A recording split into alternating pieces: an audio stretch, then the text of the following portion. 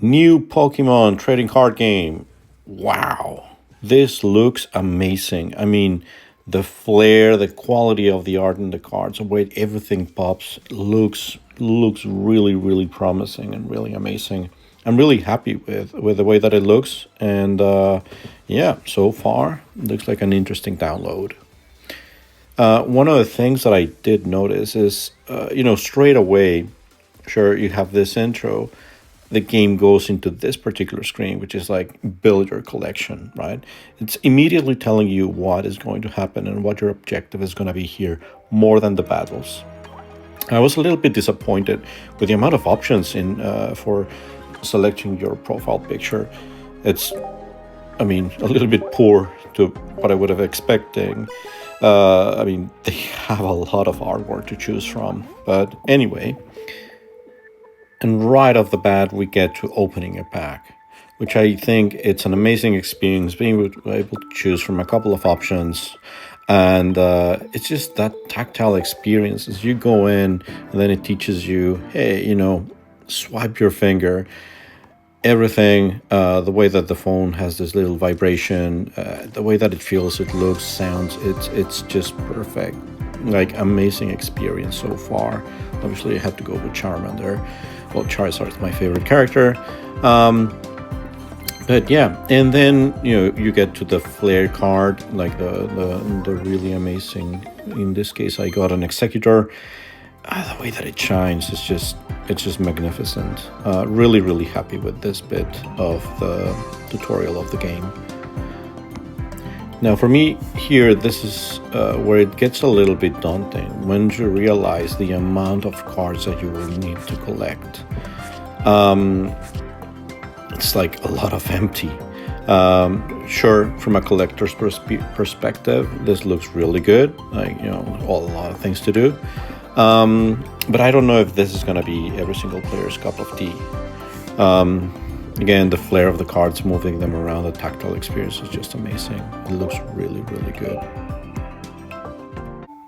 And a couple of other things that I noticed on the quality is, for example, how the display above the pack rotates and shows you what the contents are. And packs you can actually rotate and open them the other way around, so you get to see the most valuable card first, which I thought, like, that's really good. Like, they know what card collectors like to do with their packs sometimes, so it's really cool. Level 2, the game shows you the Wonder Pick system, where you can actually get one card out of 5, so you have relatively decent chances of getting something that you're really interested in.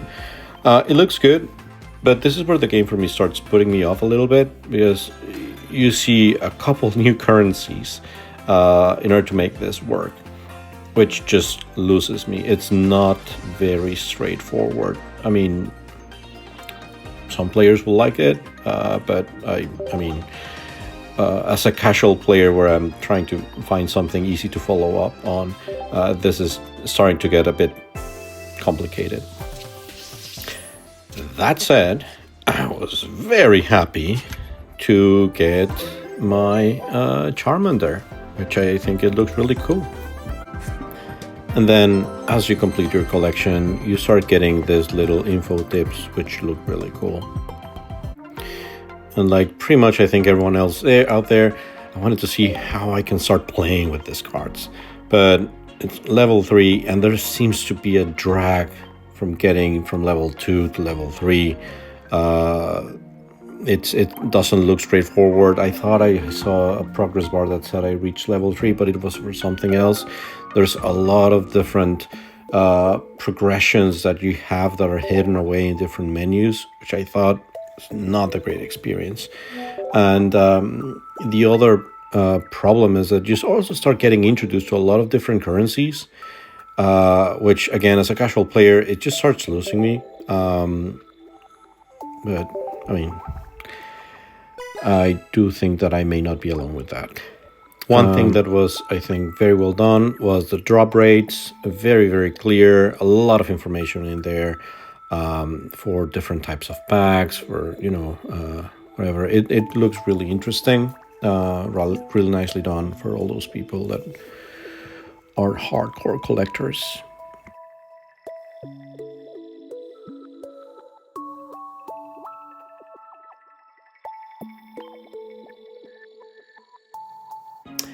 And we get to the store to see what they have. And again, it's all this different currencies. So we have that one, the blue tickets. Then you have this purple things for badges, and you have this gold things. I mean, it's just crazy. And the subscription, which I did think it looks good. It doesn't look too expensive for what it's giving you. I mean, it gives you opening more packs per day. Good to see an intro of first 2 weeks trial. Anyway, after a while, finally leveled up to level 3. Now, one of the things that made me really happy is they do have the battle decks already pre-made. Just something that, like, for example, Magic and, well, obviously the Pokemon trading card game and Star Wars Unlimited have as a shelf product, which is a great way to introduce someone new into the game. They look really well done. I would have liked to see this decks in a similar way, with a similar level of quality of presentation as the booster packs. But hey, anyway, finally, we're gonna get into battles. Now, the tutorial is really broken up into a lot of different steps. This wouldn't have been my preference. I mean, I think I would have consolidated it into just one single tutorial, and then make sure that the player has 2 or 3 different rounds. But I mean, this feels a little bit overkill. It's, I think, too much cognitive load just put into a tutorial,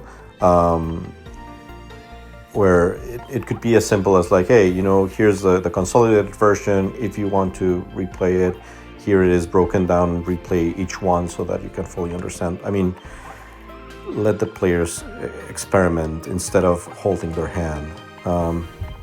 Yeah.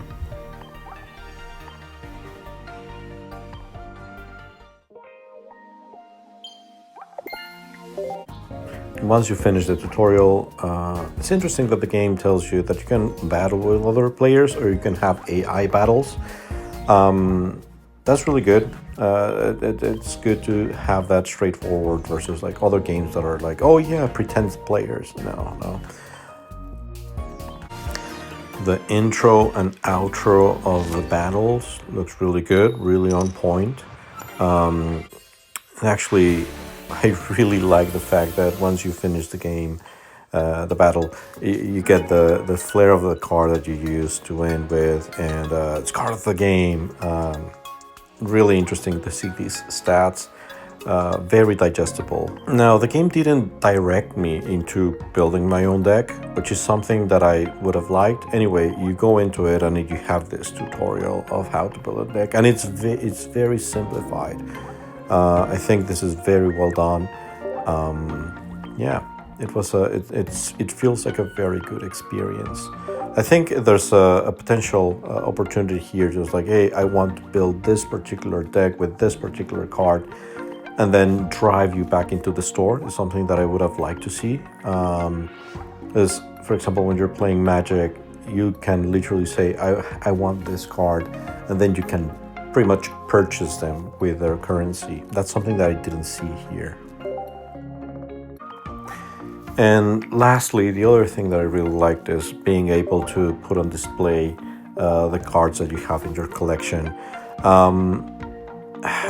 But similar to the profile picture, I felt like the options here were really poor on how you want to display your card.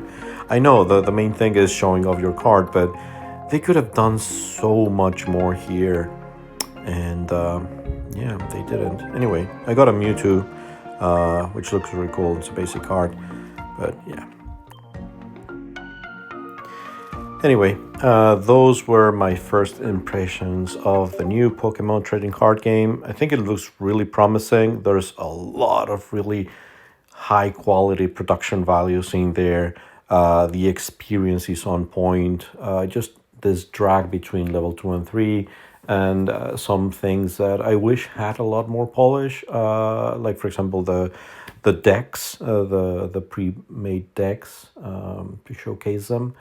But yeah, I think this is going to be a very successful product. And thank you for listening.